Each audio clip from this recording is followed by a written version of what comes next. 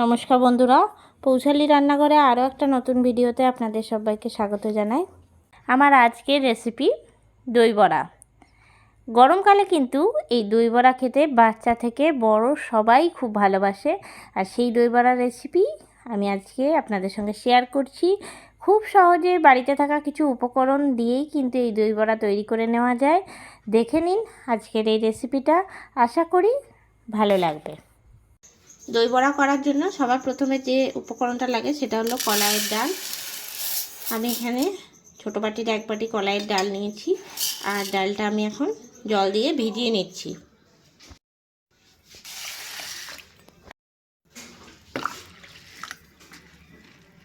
ডালটা দুবার ভালো করে ধুয়ে নিচ্ছি। এখন আমি 2-3 বার ধুয়ে নিয়েছি, আর এখন জল দিয়ে দিয়েছি। ভালো করে ভিজে যাক, ভেজার পরে ফিরে আসছি। এখন আমি 8 থেকে 10 ঘন্টা পরে ফিরে চলে এসেছি, আর ডালটা কিন্তু পুরোপুরি ভিজে গেছে। আর ডালটা ভিজে গেলে কিন্তু একদম আলাদা হয়ে যায়, দেখলেই বোঝা যাবে কত সুন্দর ভিজে গেছে। এবারে জলটাকে একদম ছেঁকে আমি মিক্সিং জারে দিয়ে দিচ্ছি ডালটা, আর বেটে নেবো। এবার মিক্সিতে বাটার আগে কিন্তু জলটা খুব ভালো করে ঝেড়ে নিতে হবে। প্রথমে 2বার কিন্তু জল ছাড়াই বেটে নেব, তারপরে খুব সামান্য জল দিয়ে বাটতে হবে। খুব বেশি জল দিলে কিন্তু পাতলা হয়ে যাবে, তাহলে কিন্তু বড়াগুলো খুব ভালো হবে না। পুরো ডালটা আমি জল থেকে ছেঁকে নিয়ে নিয়েছি। এবার মিহি পেস্ট তৈরি করে নিয়ে ফিরে আসছি। এখন ডালটা বেটে নিয়ে চলে এসেছি, আর ডালটা ঠিক এরকম হবে। এবারে ডালটা আমি একটা থালার মধ্যে ঢেলে নিচ্ছি। ডালটা যেটাই ফাটাবো তার জন্য আমি এরকম টাইপের একটা থালা নিয়েছি।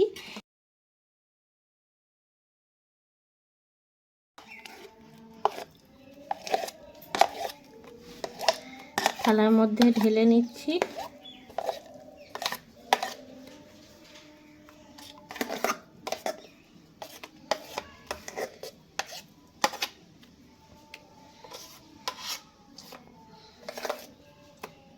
এবারে থালার মধ্যে ফেটিয়ে নেব খুব ভালো করে।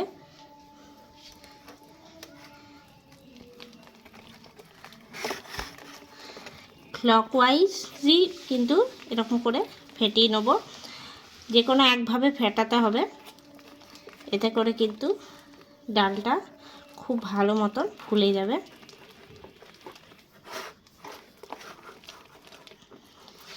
10 থেকে 12 মিনিট এই একই রকমভাবে ফেটিয়ে নেব।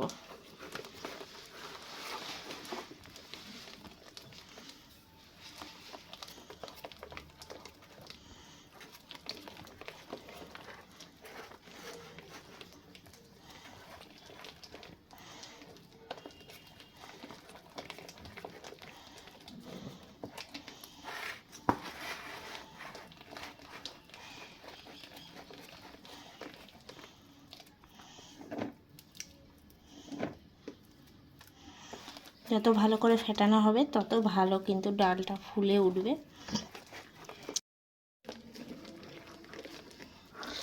ডালটা কিন্তু অনেকক্ষণ ধরে ফেটাতে অনেকটা ফুলে উঠেছে, আর সফটও হয়ে গেছে অনেকটা।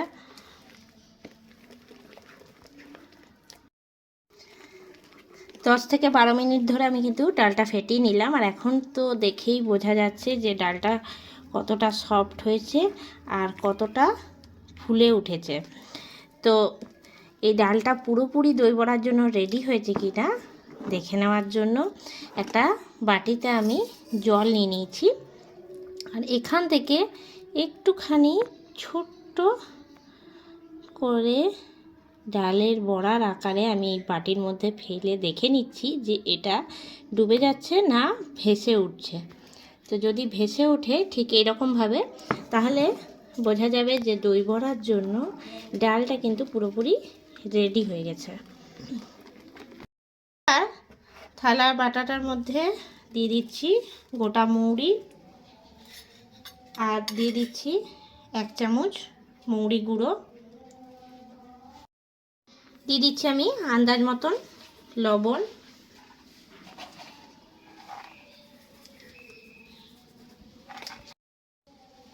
এবারে খুব ভালো করে আমি মিশিয়ে নিচ্ছি।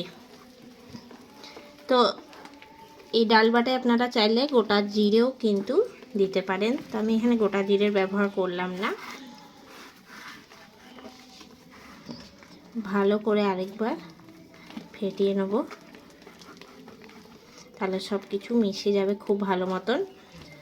আর মৌরি গুঁড়োটা দিলে কিন্তু খুব সুন্দর একটা স্বাদ আসে।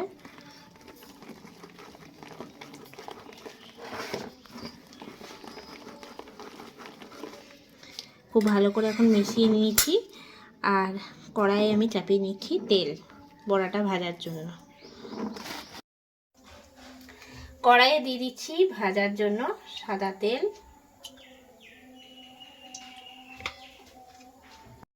কড়াইয়ে তেল চাপিয়ে নেওয়ার পরে তেলটা কিন্তু খুব গরম হতে দেব না, এরকম হাত দিয়ে একটু করে ডাল তুলে নিয়ে বড়ার আকারে দিয়ে দেব তেলের মধ্যে। তেল কিন্তু এখন হালকা গরম হয়েছে, আর দিয়ে দিচ্ছি ডাল বাটাটা।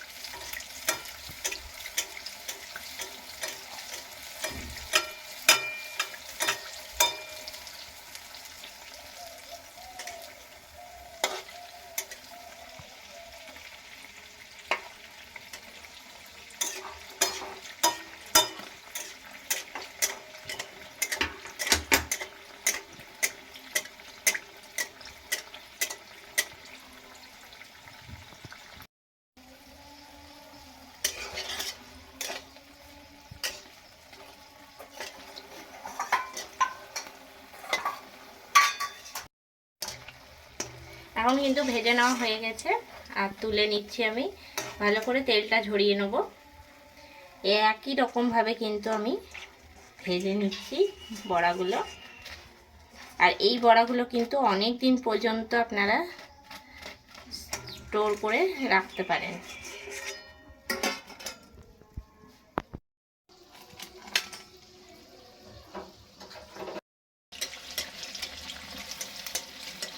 তেলের মধ্যে দিয়ে নিয়ে কিন্তু এরকম খুন্তিতে করে হোক বা যে কোনো হাতা চামচে করে এরকম করে তেল ছিটা দিলে কিন্তু খুব সুন্দর সহজে গোল হয়ে যায়।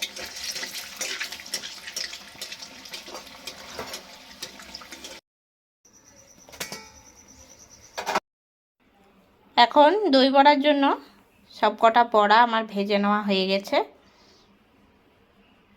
তেঁতুলের চাটনি করার জন্য আমি একটা বাটিতে জল নিয়ে নিয়েছি, আর নিয়ে নিয়েছি এরকম পাকা তেঁতুল। তেঁতুলগুলো এখন আমি ভিজিয়ে নিচ্ছি।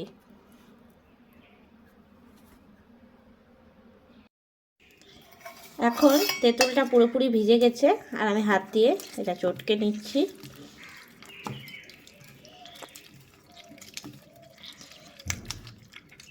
এবারে ছেঁকে নেব।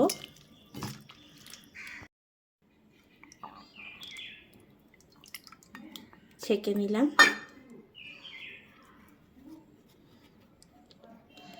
বীজগুলো উপরে চলে এলো।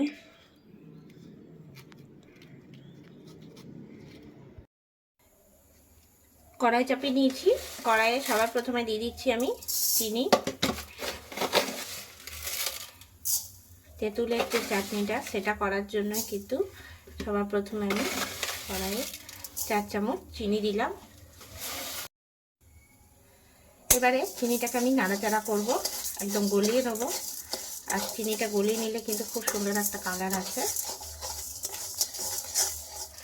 এতে করে তেঁতুলের চাটনিটা খেতেও কিন্তু একদম দোকানের মতন লাগবে, আর দেখতেও একদম দোকানের মতন লাগবে। চিনিটা আমি গলিয়ে নিচ্ছি।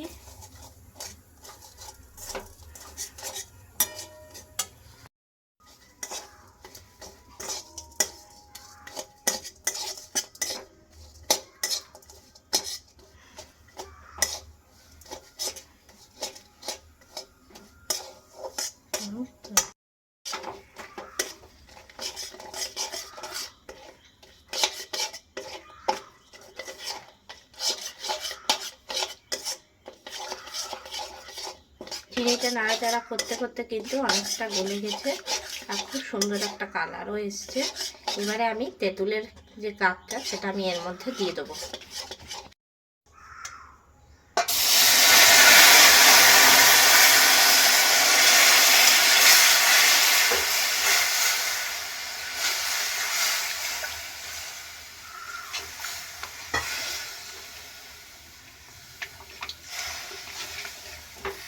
কি সুন্দর একটা কালার এলো।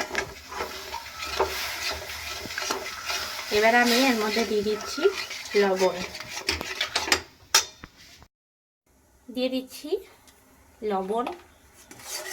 এর মধ্যে দিয়ে দিচ্ছি লঙ্কার গুঁড়ো।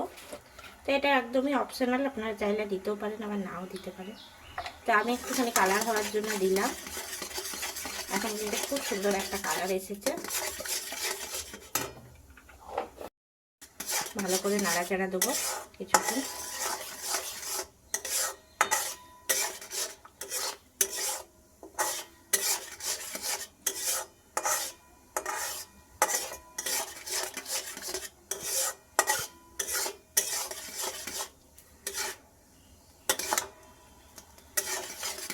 এখন কিন্তু তেঁতুলের যে চাটনিটা সেটা কিন্তু হয়ে গেছে। এবার নামিয়ে নিলে এটা বসে যাবে। এখন আমি একটা বাটিতে নিয়ে নিয়েছি জল, আর জলের মধ্যে দিয়ে দেবো লবণটা দিয়ে নিয়ে জলটা গুলে নিচ্ছি ভালো করে। আর এই জলেই আমি দই বড়ার জন্য যে বড়াগুলো করেছিলাম বড়াগুলো আমি একটা একটা করে দিয়ে দেবো।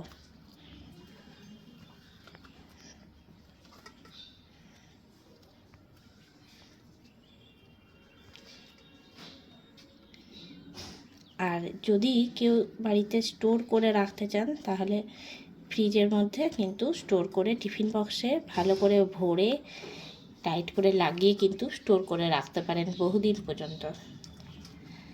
তো এই কটা বড়া আমি এখন ভিজিয়ে নিচ্ছি। ভাজা গুঁড়ো তৈরি করার জন্য সবার প্রথমে আমি দিয়ে দিচ্ছি কড়াইয়ে গোটা জিরে, দিয়ে দিচ্ছি শুকনো লঙ্কা। এবার এটা শুকনো কড়াইয়ে আমি ভেজে নিচ্ছি।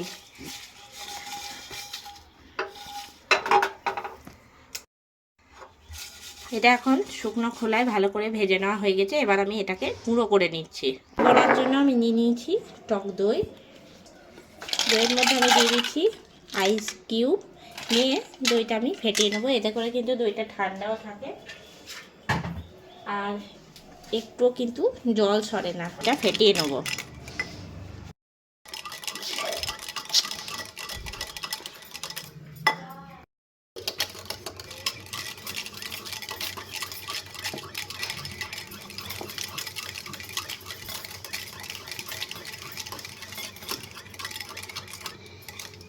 এখন কিন্তু দইটা ফেটিয়ে নেওয়া হয়ে গেছে আর দইটাতে কিন্তু একটুও জল সরেনি।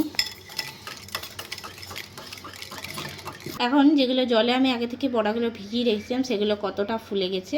এবারে জল থেকে আমি একটা একটা করে তুলে হালকা হাতে জলটা বের করে নেব আর দিয়ে দেবো যে দইটা ফেটিয়ে রেখেছিলাম সেই দইটার মধ্যে।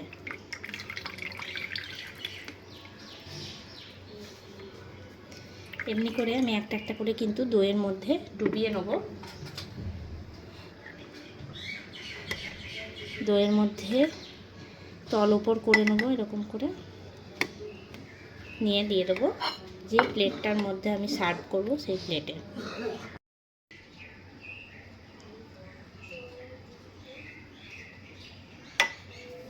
দই থেকে একটা একটা করে তুলে আমি দিয়ে দিচ্ছি প্লেটের মধ্যে।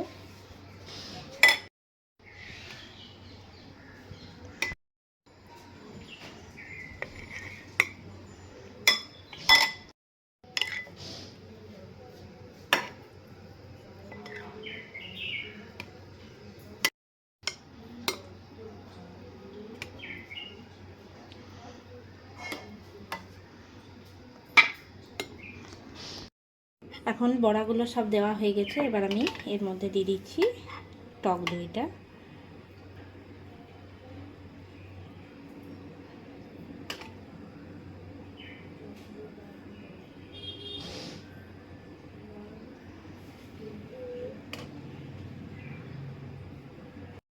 এবারে ওপর থেকে দিয়ে দিচ্ছি আমি তেঁতুলের চাটনিটা।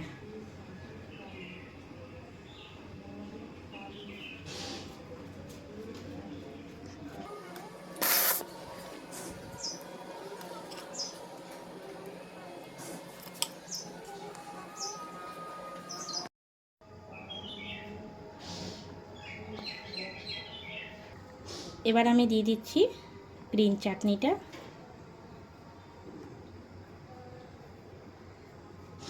এটা আপনারা খুব সহজে কিন্তু ধনেপাতা বেটে তৈরি করে নিতে পারেন। এবারে আমি দিয়ে দিচ্ছি ভাজা গুঁড়ো, যেটা আমি আগের থেকে তৈরি করে রেখেছিলাম।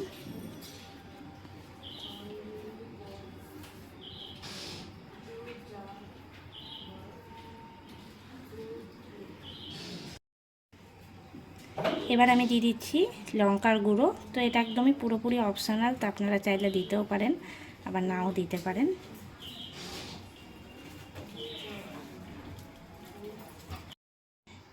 এবারে দিয়ে দিচ্ছি আমি উপর থেকে সেও ভাজা।